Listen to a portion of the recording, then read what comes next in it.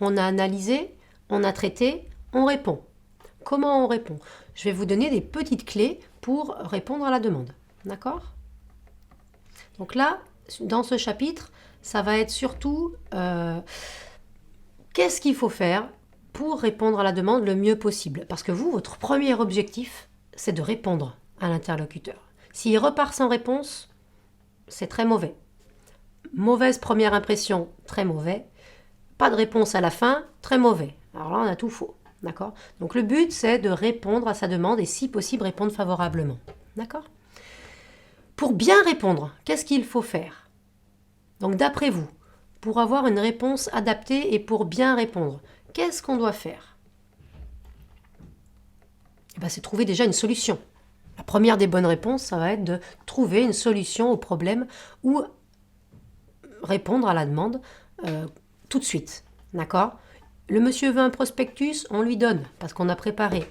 Le monsieur veut un renseignement sur le fonctionnement de l'entreprise, on lui donne. Il y a des choses qu'on peut donner tout de suite. Très bien. Si on ne peut pas, la bonne réponse, ce sera de prendre un message. D'accord? On va prendre le message, que ce soit téléphonique ou physique, et on va faire passer, et on va assurer le client ou l'usager qu'il aura une réponse très rapide. D'accord? On va essayer, quand on est au téléphone aussi, d'écouter les messages jusqu'à leur fin et de les noter de façon juste et exhaustive. Prendre un message, on aura un cours là-dessus aussi, c'est pas forcément évident. On doit retranscrire aussi les éléments les plus importants du message. D'accord? S'il y a un élément que vous ne comprenez pas, pour lequel vous hésitez sur l'orthographe, par exemple, comme un identifiant client, un numéro, vous avez mal entendu, etc.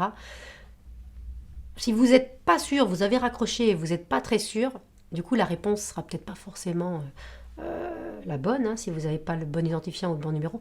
Rappelez la personne pour demander, pour être sûr de cette information. Vous devez avoir des informations fiables à recevoir et à donner. D'accord? Donc pour bien répondre, vous devez rappeler toutes les personnes dans la journée. S'il y a des gens qui ont appelé, qui ont laissé des messages que vous n'avez pas pu avoir, et vous avez une liste de personnes à rappeler, rappelez-les. Pour bien répondre à la demande, il faut rappeler les gens. Ça paraît logique, mais parfois, il y a certaines personnes qu'on ne va pas rappeler. Essayez de rappeler toutes les personnes qui vous ont appelé dans la journée. D'accord? Et de la façon, on peut dire, première arrivée, premier servi. En gros, vous faites dans l'ordre des messages que vous avez eus dans la journée. Si vraiment il y en a que vous ne voulez pas rappeler parce que de par votre, dans votre métier, dans votre job, ça ne vous sert à rien et que c'est des personnes qui vous ne sont pas nécessaires, vous n'êtes pas obligé de les rappeler. Mais on essaye quand même de rappeler tout le monde. Si une personne vous a laissé un message, il est important de rappeler dans la journée. D'accord ? Le premier qui renseigne un prospect et le convainc, c'est celui qui a une vente. Aussi. Donc on ne doit vraiment pas hésiter, ne pas laisser trop patienter les gens, ne pas les rappeler tout de suite. Ça, c'est des choses en accueil qui se font pas, qu'on essaye de ne pas faire. La personne capable de résoudre un souci d'un client dans la journée, c'est quelqu'un qui augmente considérablement l'image de l'entreprise. Si vous répondez tout de suite ou répondez le plus vite possible et, si possible, favorablement, augmente l'image de l'entreprise. D'accord ? Que ce soit un prospect ou un client, rappeler dans la journée est bon pour le business. C'est un petit peu ça qu'on dit. Soit ça permet de remporter une vente, comme je viens de vous dire, soit ça permet de fidéliser un client. Et rappelez-vous, dans la relation client, c'est fidéliser le client, c'est très, très important, et accueillir, remporter une vente ou accueillir de nouveaux clients, c'est aussi très important. Et vous êtes un petit peu en première ligne aussi pour ça, si en tout cas vous êtes dans une activité où les clients viennent à vous. D'accord ? En gros, le marketing, même pour vous, il est vraiment pas loin. Il est même très proche. Donc attention à tout ça. Qu'est-ce qu'on peut dire d'autre ? Ne répondez directement que si vous êtes certain de votre réponse. Si vous n'êtes pas sûr de la réponse que vous donnez, tant pis, il vaut mieux répondre un peu plus tard, rappeler la personne, que de répondre quelque chose qui est faux. Et ensuite se rattraper en disant « Ah ben non, finalement, c'est pas ça ». D'accord ? Vous répondez que si vous êtes sûr. Ok ? Si vous ne connaissez pas la réponse, il vaut mieux la noter sur un document, on note la demande, on se renseigne et on rappelle. On n'hésite pas à se renseigner et à rappeler, d'accord ? On essaye d'apporter une réponse précise et vérifier si l'interlocuteur est satisfait de la réponse. D'accord? Et on propose de lui reformuler sa demande si vous pensez ne pas avoir compris la question. C'est pour ça que la reformulation est très importante. Hein. Donc on essaye vraiment de s'assurer que l'interlocuteur a compris la réponse et qu'elle lui convient. Si on voit qu'il est là à dire ah bon, ah oui, mais c'est que la réponse lui convient pas trop, peut-être que essayez de voir ce qui va pas et ce qui fait que la réponse sera plus acceptée par l'interlocuteur. Le but, c'est qu'il reparte avec une réponse qui lui convient. D'accord? Et on vérifie s'il existe un besoin complémentaire, toujours. Ce sera tout, est-ce que vous avez besoin d'autre chose? Voilà. On demande toujours s'il y a un besoin complémentaire. C'est super important. Donc voilà pour la réponse à la demande. Qu'est-ce qu'il faut bien faire pour répondre à une demande, quelle qu'elle soit, hein, elle peut être téléphonique, physique, n'importe quelle demande. On va finir ce chapitre du coup là-dessus sur des petits conseils sur comment retranscrire un message téléphonique, d'accord? Parce que très souvent, c'est aussi de la reformulation, le message téléphonique.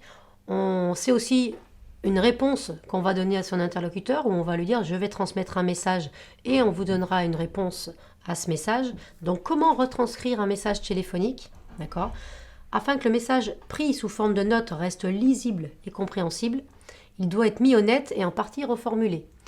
Essayez de vous équiper dans vos outils d'un bloc-notes ou d'un bloc spécial message où il y a déjà toutes les cases, vous savez, les cellules avec la date, le nom de celui que vous avez eu au téléphone ou qui est venu, le message, les heures, bref. Tout est noté, essayez de ne pas trop noter sur les post-it et de poser des post-it de partout non plus. Donc essayez d'avoir un bloc-notes spécial prise de message. D'accord? Et à ce moment-là, vous essayez de bien reformuler ce message. La reformulation est très importante dans le message pour qu'il soit clair, net, précis. C'est pour ça que si vous avez un bloc-notes de messages, c'est déjà organisé et ce sera déjà bien réalisé pour bien prendre des messages. D'accord? Il faut essayer d'éliminer les abréviations et soigner l'écriture. On ne fait pas d'abréviation dans un message téléphonique. Pourquoi? Parce que si un jour vous n'êtes pas là et que quelqu'un doit relire votre